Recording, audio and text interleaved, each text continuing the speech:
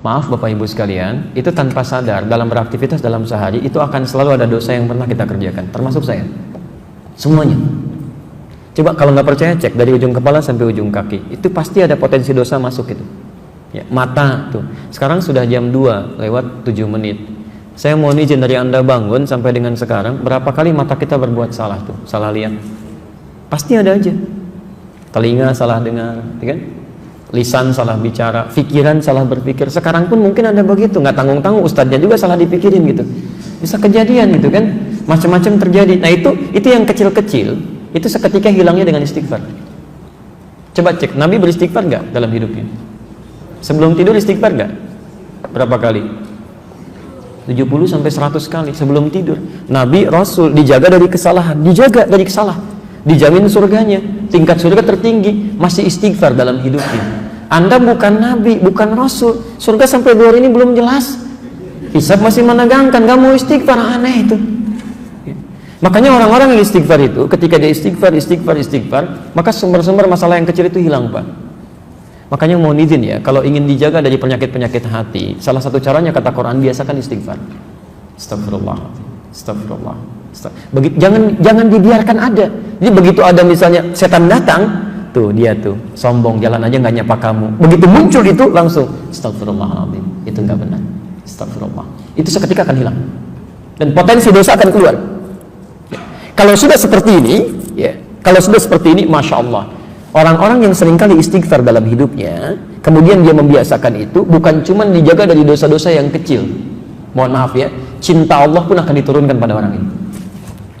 Cinta Allah akan diberikan. Allah itu sangat mencintai orang yang membiasakan istighfar dalam hidupnya. Quran surah ketiga ayat 31, posisi paling kiri sebelah atas. Quran surah ketiga ayat 31. Saya mau kasih rahasia siang ini. Maaf, ibu mau bapak? Saya mau kasih rahasia, boleh? Baik, kita keluarkan dari Quran. Lihat ayat Qurannya. Quran surah 3 ayat 31, posisi paling kiri sebelah atas, ya, agak ke tengah sedikit. Qul in kuntum tuhibbunallaha fattabi'uni. Katakan Muhammad, jika kalian serius mencintai Allah, buktikan cinta itu dengan mengikuti aku, ikuti Nabi. Coba kita biasakan. Bangun tidur, ya maaf ya, non muslim juga bisa bangun tidur. Sama orang beriman juga bangun dari tidurnya. Masya Allah. Bahkan ya membuatkan hal-hal yang bisa mereka kerjakan.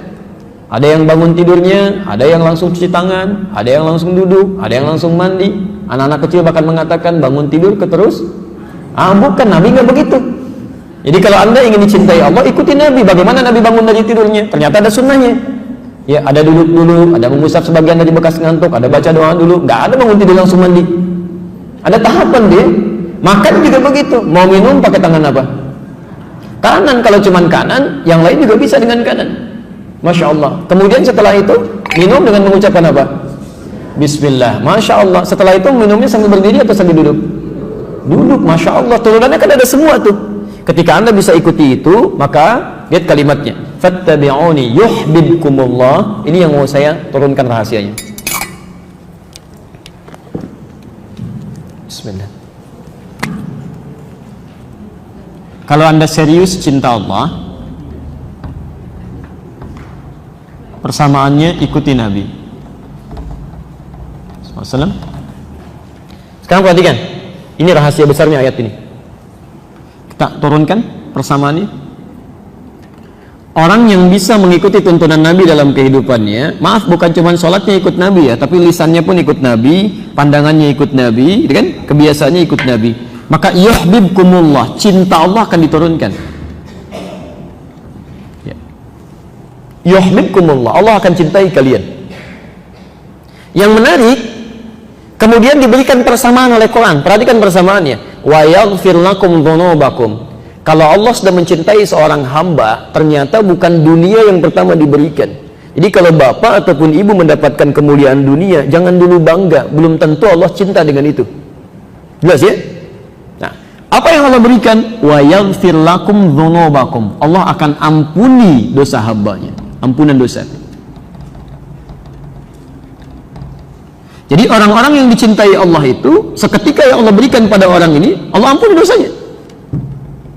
gugur, dihabiskan semua, gugur, selesai. Yang paling menarik, sekarang perhatikan persamaannya. Cinta Allah bersanding dengan ampunan dosa. Kalau kita buat persamaan terbalik seperti ini, berarti orang-orang yang sering meminta ampunan dosa dari Allah itu berpotensi lebih cepat mendapatkan cinta Allah Subhanahu wa taala. Perhatikan persamaannya. Orang yang dicintai Allah maka akan diampuni dosanya. Persamaan terbaliknya, orang yang sering meminta ampunan dosa bukankah akan cepat mendatangkan cinta Allah? Halo? Ya kan? Jadi orang yang sering minta ampunan dosa itu akan cepat mendatangkan cinta Allah. Persamaan terbaliknya. Di orang-orang yang sering istighfar, cara meminta ampunan dosa, kunci pembukanya ini, istighfar. Di orang yang sering istighfar, astagfirullah, astagfirullah, astagfirullah, Masya Allah, itu matanya akan dijaga oleh Allah. Begitu melihat yang tidak baik menurut Allah, dia akan palingkan, astagfirullah, astagfirullah. Tangannya juga begitu, kakinya juga begitu. Dan hebatnya, ini yang paling mulia. Orang-orang yang sudah mendapatkan cinta Allah, ahli istighfar ini, ahli istighfar, kalau sudah mendapatkan cinta Allah Subhanahu wa ta'ala, maka Masya Allah, kemuliaannya tanpa meminta pun doanya segera dikabulkan. Orang yang biasa istighfar itu diantara kemuliaannya, Allah akan cepat mengabulkan kebutuhannya tanpa dia harus memintanya. Butuh sesuatu, datang. Butuh sesuatu, datang. Padahal orang ini belum tentu minta. Ini pernah dipraktekkan oleh seorang tukang roti di zaman Imam Ahmad bin Hanbal, Pak. Beliau paham betul konsep ini. Ya. Kata Ibnu Qayyim Al-Jauziyah, beliau punya rumus, ya, masa setelah Imam Ahmad sampai disebutkan rumusnya. Kalau Anda punya permohonan yang cukup banyak, tapi waktunya singkat, kata beliau, cukup perbanyak istighfar. Begitu Anda istighfari, itu sebelum dimintakan Allah bisa kabulkan kalau benar kebiasaan istighfar. Ya. Imam Ahmad itu pernah lewat, kemudian beliau datang ke Mesir. Di Mesir masuk masjid. Begitu masuk ke masjid, tiba-tiba petugas masjidnya langsung mengusir beliau. Ukhruj, katanya, keluar. Itu imam besar, Pak. Dikenal dia seantara jagat ya, cuma saking tawadhunya pakaiannya biasa-biasa. Seperti Syekh Yasin Al-Padangi, Bu. Ya, ibu atau bapak yang dari Padang itu ada ulama besar tuh. Ya, saya sampai hari ini masih kagum, saya terus belajar. Sampai tadi saya nunggu di mobil tuh saya masih pelajari beliau itu. Ya, bagaimana santunnya, tawadhunya, pakaian macam-macamnya. Itu ahli sanad, Pak, sedunia itu. Sedunia, semuka bumi, ahli sanad itu. Ya, itu luar biasa, Masya Allah. Pakaian, tampilan sederhana, macam-macam. Jadi kalau Anda ke Mekah itu belum kenal pertama kali, mungkin nggak akan kenal kalau itu ulama besar tuh. Kadang-kadang orang tawaf beliau bawain air, zam-zam, setelah selesai dikasihin, duduk pakai sarung begini, pakai kaos. Tapi muridnya ada yang dari Mesir, ada yang dari Mekah, ada yang dari macam-macam, itu luar biasa. Ya. Nah, yang paling menarik, Imam Ahmad itu sederhana luar biasa. Ini nggak tahu, ukhruj, katanya, keluar. Imam Ahmad karena paham fikih, kata beliau, ana astarih qalilan, saya istirahat sebentar. La, barrah. Barrah itu sudah mulai kasar. Barrah. Kata Imam Ahmad, astari, da'ni astari. Enggak apa-apa, tolong perkenankan saya istirahat sebentar, saya capek, katanya. Rawah enta, rawah. Ya. Rawah itu sudah lebih kasar lagi dari kata roh. Maksudnya, tolong keluar dari sini sekalian dengan roh-rohnya. Rohnya pun jangan ada di sini, keluar. Itu kalau Anda ke Mekah misalnya kan, atau ke tempat di Arab, ada orang mengatakan rawah enta rawah, itu tandanya lagi marah, Pak. Jangan senyum.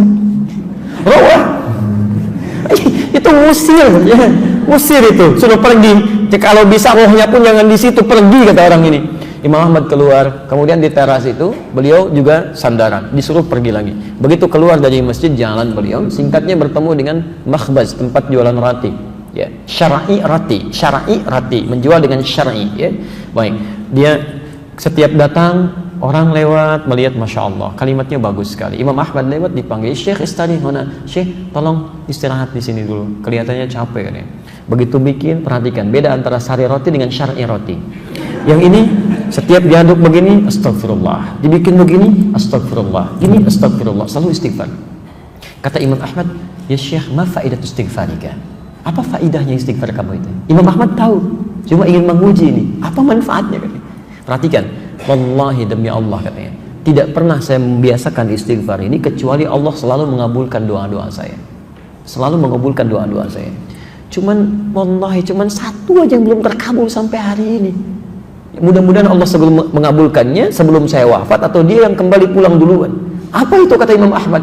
Wallahi saya bermohon kepada Allah supaya bisa dipertemukan dengan Imam Ahmad bin Hanbal sebelum saya meninggal atau beliau yang meninggal duluan. Kata Imam Ahmad, Allahu Akbar, rupanya saya diperjalankan ke Mesir ini, masuk ke rumah Allah sampai diminta keluar sampai ke sini gara-gara istighfar kamu ini, katanya.